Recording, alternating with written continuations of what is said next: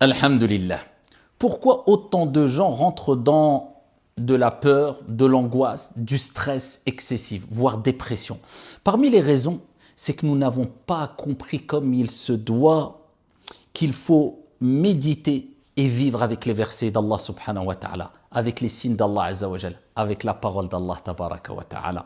Je vais vous donner un verset coranique qui vous permettra de vous débarrasser de l'excès de peur, d'angoisse, de stress. Si nous le comprenons comme il se doit, nous le méditons et nous vivons avec. Avant cela, de manière générale, Allah Azza wa Jalla nous rappelle que le Coran dans son entièreté, c'est une guérison et un remède. Nous avons révélé, descendu dans le Coran ce qu'il y a comme guérison pour les âmes, pour les cœurs, pour les poitrines des croyants. Eh bien, médite avec moi ce verset que je vais te donner. Allah Jalla wa Ala nous dit قُلْ لَنْ يُصِيبَنَا إِلَّا مَا كَتَبَ اللَّهُ لَنَا هُوَ مَوْلَانَا وَعَلَى اللَّهِ فَلْيَتَوَكَّلِ الْمُؤْمِنُونَ Allah, Allahumma ij'alna minhum.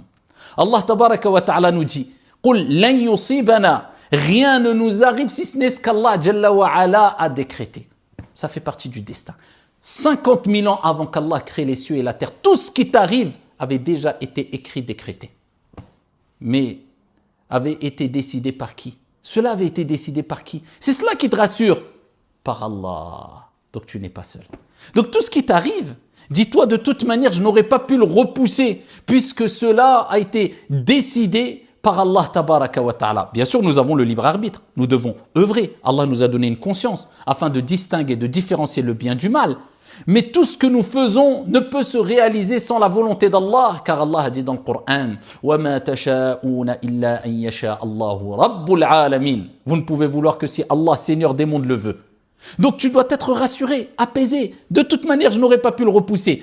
Cela s'est passé, je dois le surmonter. Mais Allah ne te laisse pas seul. Il nous dit dans un verset لا يكلف الله نفسا إلا وسعها Allah. Allah ne donne pas à une âme une charge au-dessus de sa capacité.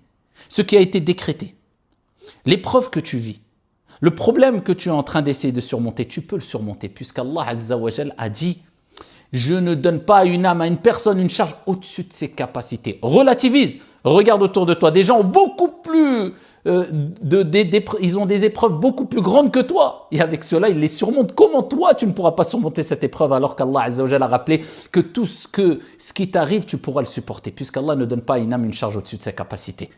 Allah n'a pas dit alayna. C'est en ta faveur ce qui t'arrive. C'est pas contre toi. Puisque même les épreuves, nous le savons, il y a un bien derrière chaque épreuve. Il faut savoir chercher le bien où il se trouve. Et derrière chaque mal, il se cache un bien, puisque tout ce qui nous arrive vient de Al-Hakim, le sage par excellence.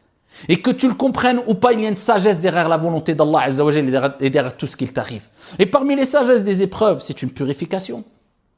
C'est un rappel à l'ordre. Allah Azza wa Jalla veut que tu reviennes vers lui, puisque lors des épreuves, c'est à ce moment-là où on a tendance de s'en remettre à Allah, puisqu'on sait que personne ne peut venir